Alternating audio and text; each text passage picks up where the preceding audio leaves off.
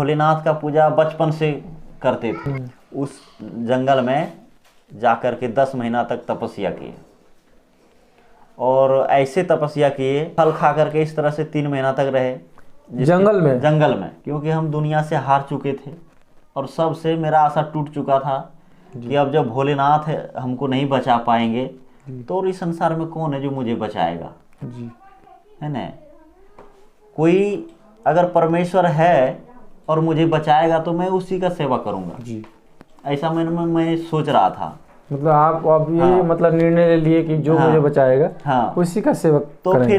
तो फिर एक लोग बोला, बचपन में हम सब भाई पढ़ते थे तो एक बुक में मिला था यीशु मसीह का मतलब कि फोटो था, तस्वीर था, तो बोल रहा था। हम बोले ये कौन है? तो मेरा भाई बोला था कि ये डॉक्टरों का भी डॉक्टर है और जितना डॉक्टर वैद्य है सब इसके सामने कुछ भी नहीं है जी।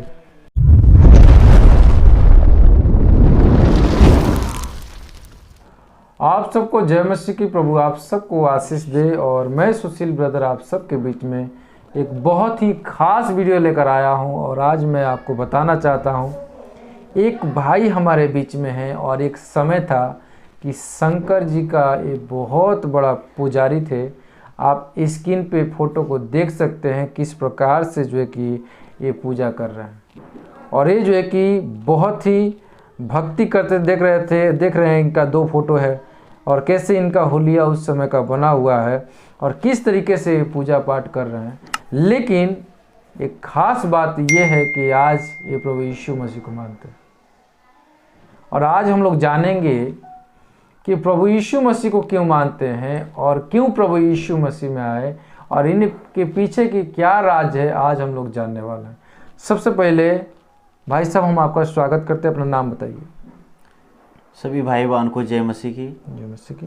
मेरा नाम जितेंद्र यादव है जी। आप कहाँ के रहने वाले हैं? हम लक्ष्मीपुर में रहने वाले हैं जी, है ना। लक्ष्मीपुर कहाँ पड़ता है? लक्ष्मीपुर पड़ता है जमुई डिस्ट्रिक्ट में। ओके, है ना। तो हम ये पूछना चाहते हैं कि आप एक शंकर जी का पुजारी हैं। जी, पहले थे। हाँ, पहले थे। तो ये अचानक क्या हो गया कि आप प्रभु यीशु मसीह को मानने लगे? अचानक हो गया कि मेरा तबीयत बहुत ज़्यादा ख़राब हो गया था जी। मैं बाहर में काम करने के लिए गया था जी। ट्रक चलाते थे उस समय। जी जी। तो मैं जब ट्रक चला रहा था तो क्या हुआ कि एकाएक मुझे बिजली का झटका लगा जी, और उस दिन से मेरा तबीयत ख़राब होते चला गया जी। बुखार आ रहा था पूरा ज़बरदस्त, और सर में दर्द रहता था। मैं कुछ सोच भी नहीं पा रहा था। धीरे धीरे मेरा प्रॉब्लम बढ़ता चला गया और सीने में दर्द रहता था बहुत ज़्यादा जी। मैंने डॉक्टरों के पास भी गया, जो मेरा बहुत ज़्यादा तबीयत ख़राब हो गया इस कारण से। हम घर पे आए, डॉक्टर के पास गए, मेरा पूरा बॉडी का सीटी स्कैन किया। डॉक्टर बोला इसे कोई बीमारी नहीं है जी, है ना जी। तो डॉक्टर साहब बोला कि कोई बीमारी नहीं है, और हमें बुखार लग रहा था जी। बिल्कुल बुखार हमेशा रहता था, और जब बुखार जब नापा जाता था तो वो 97-98 बताता था। लेकिन मेरा शरीर में 100 से ज़्यादा हीट रहता था बुखार। तो डॉक्टर बोला कि इसको कोई बीमारी नहीं है जी, है ना, बिल्कुल इसका शरीर नॉर्मल है। तो हम सोचे ये भाई हो रहा है क्या मेरे जीवन में, मैं परेशान हो रहा था। तो कोई बोला कि एक बाबा है जंगल में, बहुत अंदर में है जंगल में, तो बोला कि यहाँ पे तुम पाठा का पूजा गछ दो, तुम ठीक हो जाओगे है ना। तो हम सोचे कि ठीक है गछ देते हैं। मैंने 2 पाठा उसको गछ दिए। मतलब 2 खस्सी चढ़ाया? हाँ, खस्सी जी। तो मतलब वो बताया कि 2 खस्सी चढ़ाएंगे तो मतलब आपका हम ठीक हो जाएंगे। ओके, ठीक। तो फिर मैंने गछ दिया जी, मतलब चढ़ा दिए जी।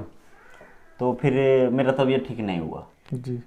तो हम बोले कि मेरे साथ ये क्या हो रहा है। मैंने तो पाठा पूजा दिया उसको जी, और फिर भी ठीक नहीं हुआ। तो वो बोला कि काली माँ का पूजा करेगा तुम ठीक हो जाएगा जी। तो हम सोचे ठीक है। मेरे साथ समस्या था, तो उस समय जो भी कोई कुछ बोलता था जी। तो हमको लगता था कि सही बोल रहे हैं, मतलब आपको ठीक होना था। ठीक होना था। जी, ओके। और पूरा प्रयास किए, पूरा प्रयास किया, खांसी चढ़ाया, उसके बाद से काली जी का पूजा काली जी की, का पूजा किए। मतलब फिर आपको ठीक हाँ, होना था। ओके। हाँ, तो ओके। फिर जो है कि लोग बोला कि पूजा करने से नहीं होगा, कुछ गछना पड़ेगा काली माँ को, मतलब उनको भी चढ़ाना पड़ेगा। उनको भी चढ़ाना पड़ेगा।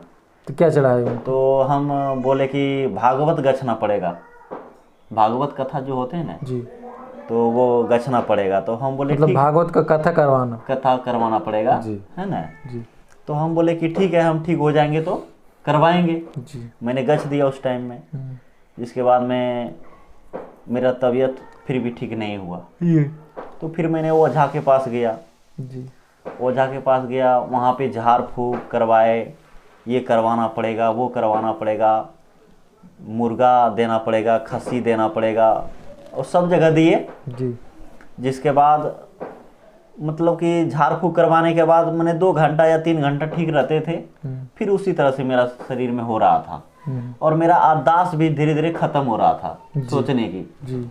है ना। कोई कुछ बोलता था कि तुम मार्केट से या दुकान से कुछ लेके आओ, तो हम रास्ते में भूल जाते थे। ऐसा हो रहा था मेरे साथ। तो फिर मेरा हालत ख़राब हो गया, क्योंकि मेरा पापा भी तांत्रिक थे, है ना। जी। वो भी जो है बहुत बड़ा तांत्रिक थे। जी। आपके पिताजी? पिताजी। जी। लेकिन वो समय कोई काम में नहीं आए, है ना। मतलब वो भी आपको ठीक नहीं कर पाए। जी। और बाहर का भी ओझा वैद्य ठीक नहीं कर पाए, जी, है ना। तो फिर जो है कि कोई बोला कि आयुर्वेदिक दवाई लो, तुम ठीक हो जाओगे। फिर आयुर्वेदिक दवाई भी लिए जम्मू जा करके। जी। एक डॉक्टर है रंजीत मिश्रा, उनके पास, तो नहीं ठीक हुए। जी। तो फिर हम बोले अब क्या करना है।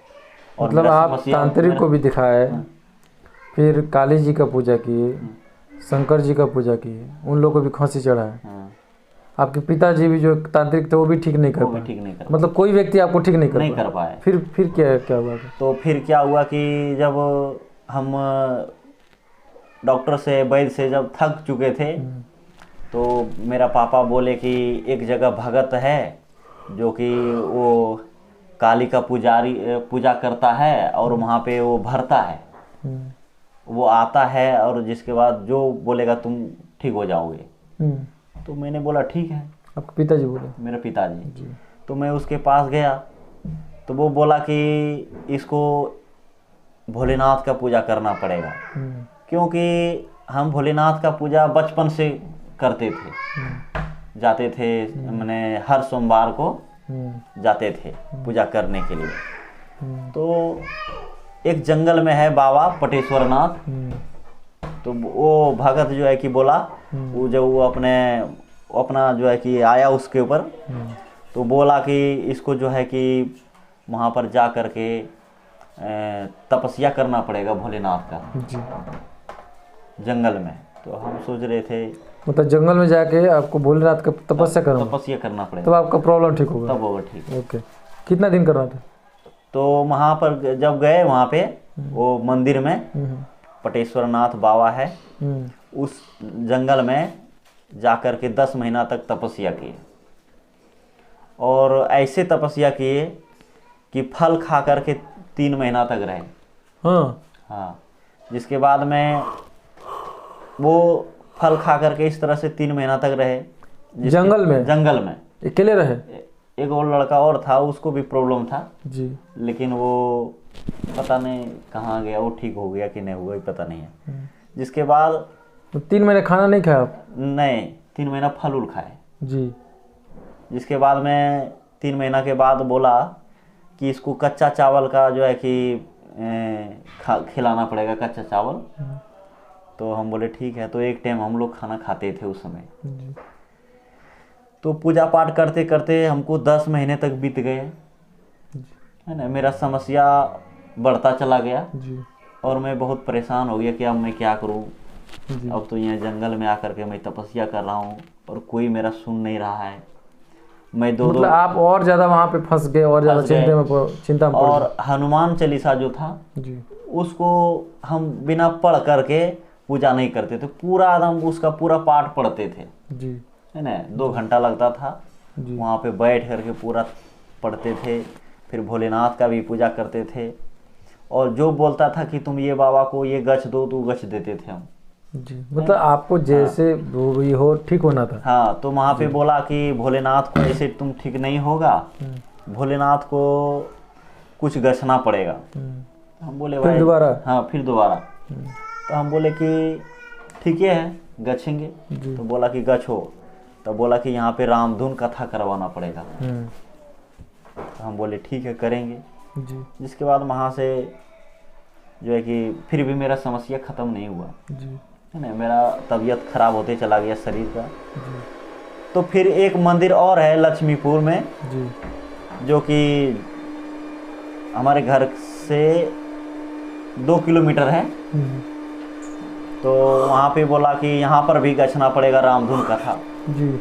मैंने बोला कि ठीक है, जी। मैं ठीक हो जाऊंगा तो सबको पूजा दे दूंगा, और जो भी कथा मैंने गछा है वो भी मैं पूरा कर दूंगा। लेकिन मेरा तबीयत नहीं ठीक हुआ। जी। और तो फिर मेरा हालत इतना खराब हो गया था जी। कि मैं रोता था छुप छुप के। तो कितने वो मतलब जगह पे गए होंगे, मतलब उस स्थान पे कि वहाँ जाके चढ़ाओ, वहाँ पे जाके चढ़ाओ, कितने जगह गए होंगे लोग? हमको लगता है कम से कम 200-400 जगह पे गए ऐसे ऐसे स्थल पर, तांत्रिक के पास। फिर भी से नहीं हुआ? फिर भी नहीं हुआ। जी। तो फिर प्रभु यीशु मसीह को जाने के तो फिर मेरा एक छोटा अंकल है, उसका नाम है अनिल यादव। जी। तो वो बोले कि एक जगह होता है, प्रार्थना होता है। ये नहीं यीशु मसीह के विषय हमें नहीं बताया वो बोला कि प्रार्थना होता है, तुम वहाँ जाओगे तो ठीक हो जाओगे। जी। तो हम बोले कि कहाँ होता है, जी। है ना। क्योंकि हम दुनिया से हार चुके थे और सबसे मेरा आशा टूट चुका था कि अब जब भोलेनाथ हमको नहीं बचा पाएंगे तो इस संसार में कौन है जो मुझे बचाएगा, जी। है ना। कोई अगर परमेश्वर है और मुझे बचाएगा तो मैं उसी का सेवा करूंगा। जी।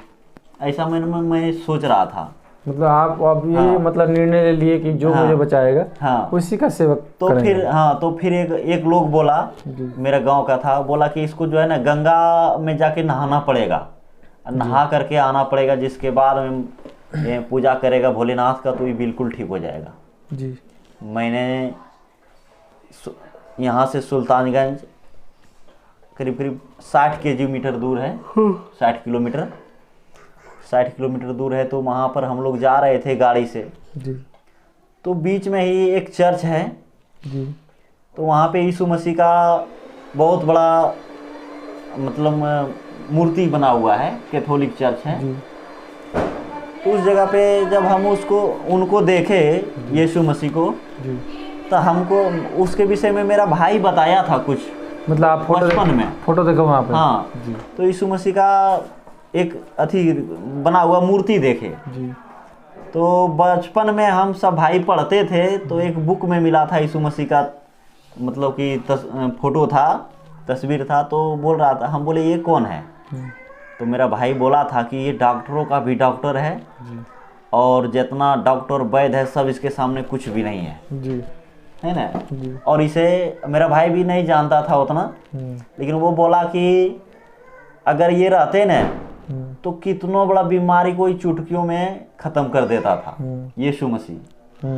जिसके बाद में हम बोले ठीक है भाई, बढ़िया है, लेकिन इसको डॉक्टर जितने डॉक्टर वैद्य सब मिल करके इसको मरवा डाला। ये नहीं बोला कि कोई और मारा, जी। है ना। ये तो हमारे लिए बलिदान दिया, ये नहीं जानता था मेरा भाई। जी।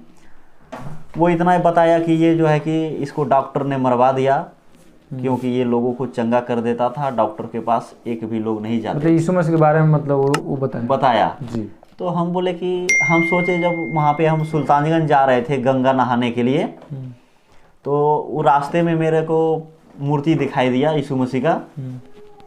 तो हम सोच रहे थे उसके विषय में कि आज अगर यीशु मसीह रहता ना तो हम इस हालत में नहीं रहते। मैं गाड़ी के ऊपर में बैठा हुआ था। जी। तो मैं सोच रहा था कि अगर आज यीशु मसीह रहता तो डॉक्टरों का भी डॉक्टर था तो ये ज़रूर हमको ठीक कर देता, और उसके पास हम जाते। जी। ऐसे मन में सोच रहे थे। जिसके बाद वहाँ गए, वहाँ से आए, फिर भी मेरा समस्या ख़त्म नहीं हुआ। समस्या ख़त्म नहीं हुआ जिसके बाद मेरा एक छोटा चाचा है, उसका नाम है अनिल यादव। वो बताया कि एक प्रार्थना सभा होता है लक्ष्मीपुर नजारी में, तो वहाँ तुम जाओगे तो ठीक हो जाओगे। तो हम बोले कि दुनिया में सबसे तो हम हार चुके हैं जी, मेरे पास पैसा भी ख़त्म हो चुका है जी, है ना, जी, बहुत खर्चा भी किए, 5-6 लाख रुपया खर्चा किए, जी, लेकिन मेरा तबीयत ठीक नहीं हुआ। और हम छुप छुप के रोते थे कि अगर मेरा पूरा फैमिली है सब, तो वो लोग देखेगा तो मुझे वो भी रोएगा। तो इस तरह से मेरा हालत बिगड़ता चला गया, है ना। जी, जिसके बाद मेरा चाचा जब बताए जी, कि तुम्हें नजारी में ले जाऊंगा, वहाँ चर्च थी, प्रार्थना सभा होता है ये नहीं, और हम नहीं जानते थे कि प्रार्थना क्या होता जी, है ना, और यीशु मसीह क्या है ये भी नहीं जानते थे। जी, तो वो बोला कि दूर से ही तुमको बोलेगा कि तुम ठीक हो जाओ तो तुम ठीक हो जाओगे। बोले कि चलो, जब दुनिया में सबसे हारिए गए हैं एक बार प्रार्थना में भी चलेंगे, ट्राई करके देखेंगे। जिसके बाद क्या हुआ कि हम आए, जी, है ना, तो नजारी चर्च आए। जिसके बाद हमें चर्च गए, चर्च में से देखे कि सत्यम सर आ रहे हैं उधर से, जी, है ना, वो प्रार्थना के लिए, जी, वचन प्रचार करने के लिए वो आ रहे थे चर्च में। जी, तो जैसे हम मिले तो हम उस समय नहीं जानते थे, तो हम जा कर के उनके सामने में खड़ा हो गए। तो बोले कि क्या क्या बात है। हम बोले सर सर बोले कि क्या बात है। तो हम अभी कुछ बोले तक भी नहीं, तो सत्यम सर बताए कि तुम भोलेनाथ का पुजारी है। तो हम बोले हाँ सर, हम भोलेनाथ के पुजारी हैं। बोल तुम्हारे पीछे त्रिशूल दिखाई दे रहा है। तो फोटो में हम हाँ सर जब ये बात बोले ना, तो हमको लगा कि गजब बोल रहा है, कोई बोल दिया होगा। हमको विश्वास नहीं हुआ। वो उनको लग रहा था कि मतलब वो लग रहा था कि कोई बोल दिया होगा। हम सोचे कि कोई उनको बता दिए होंगे, या तो मेरा चाचा आते हैं यहाँ, तो वो पहले प्रभु में आए थे, तो वो बता दिए होंगे जी। तो हम बोले अच्छा ठीक है। तो सर बोले, सत्यम सर बोले कि बैठिए न चर्च में, हम लोग अब चालू करेंगे प्रार्थना और तुम ठीक हो जाओगे। तो हम जब चर्च में बैठे तो वहाँ क्या देखते हैं कि दो ठो बॉक्स है जी, और माइक है और लाइट वेट लगा हुआ है। तो हम देख रहे थे कि इतना बड़ा बड़ा मंदिर में गए हम पूजा पाठ करने के लिए, गंगा नहाने के लिए गए, पूजा पाठ भी गए, राम धुन कथा भागवत कथा गए, तांत्रिक के पास गए जी, लेकिन कोई ठीक नहीं कर पाया। और यहाँ पे तो ये दो बॉक्स लगा हुआ है, माइक है और सब लोग बैठे हुए, यहाँ क्या होने वाला है, कुछ होने वाला नहीं है जी। मैंने सोचा, तो फिर हम सोचे कि अच्छा जब आए हैं तो देखते हैं क्या होता है जी, थोड़ा देखते हैं, है ना। विश्वास तो बिल्कुल नहीं था जी, क्योंकि इतना मतलब आप ठोकर खा चुके थे कि विश्वास किसी को विश्वास नहीं था जी। जिसके बाद आराधना होने लगा जी, तो फिर प्रार्थना हुआ। जिसके बाद में जब हीलिंग प्रार्थना होने लगा, जिसके बाद सर बोले कि जितने भी बीमार लोग हैं सब आगे आ जाएं। तो जब हम गए उनके पास, और सत्यम सर जब मेरे सर के ऊपर अपना हाथ रख दिए ना, तो हमको वही करंट लगा। जिस समय हम ट्रैक चला रहे थे और मुझे करंट लगा था और मेरा तबीयत खराब हो गया था, और उसी दिन से मेरा तबीयत खराब होते चला गया था, वही करंट मुझे फिर से लगा जी, और मैं गिरने लगा जी, गिर गया। जिसके बाद सब 2 आदमी वहाँ पे थे, उठाए हमको जी। जिसके बाद सत्यम सर बोले कि कैसा लग रहा है। हम बोले कि हमें थरथराहट जैसा लग रहा है जी, और मतलब कि कमजोरी जैसा लग रहा है जी। तो सत्यम सर बोले कि ठीक हो जाएंगे, चर्च आते रहना है ना, ठीक हो जाएंगे। हम बोले ठीक है सर। तो वहाँ से हम चर्च जिसके बाद ख़त्म हुआ, फिर हम अपना घर गए। तो घर जाने के बाद हमको महसूस हुआ शरीर में कि मुझे हल्का हल्का लग रहा था पूरा शरीर जी। और वो जो मतलब कि परेशानी था वो भी ख़त्म हो गया था। जी, मतलब जो परेशानी था वो नॉर्मल हो गया। जी, नॉर्मल हो गई, जिसके बाद में हल्का लग रहा था और मैं खाना खाया और रात में बहुत आनंद के साथ सो गया, जी, है ना। क्योंकि हमको लग रहा है कि 3 साल से हम सोए नहीं थे। जी।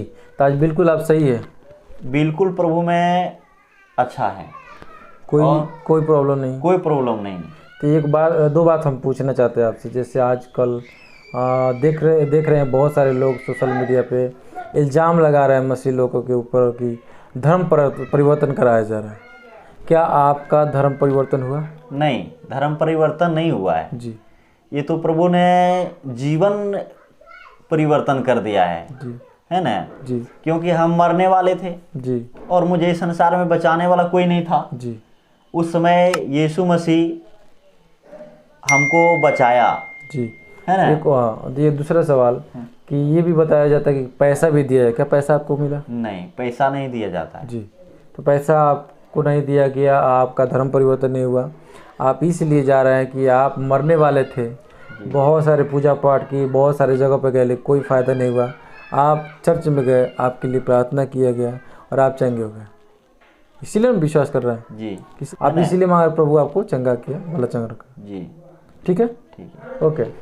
तो दोस्तों, आप लोगों ने देखा किस प्रकार से भाई बता रहे हैं कि एक बहुत जो कि पूजा पाठ किए अपने जीवन में, जो समस्या इनके जीवन में था उस समस्या से छुटकारा पाने के लिए, लेकिन कोई इनको ठीक नहीं किया। लेकिन आज प्रभु यीशु मसीह को इसलिए मान रहे हैं कि इनके जीवन प्रभु बहुत बड़ा काम किया और आज इनको बचाकर जीवित और जिंदा रखा है और आज आपके सामने गवाही दे रहे हैं। मेरे प्रिय, आप लोग क्या सोचते हैं इस गवाही के ऊपर? आप लोग ज़रूर कमेंट बॉक्स में अपना राय लिखिएगा। फिर मिलते हैं एक नए वीडियो, तब तक आप सबको जय मसीह। प्रभु की इस सेवकाई के लिए अपना बीज गूगल पे, फ़ोन पे अकाउंट के द्वारा ज़रूर बोए और इस वीडियो को अपने दोस्तों तक ज़रूर शेयर करें। चैनल को सब्सक्राइब करें, लाइक करें, कमेंट करें। धन्यवाद।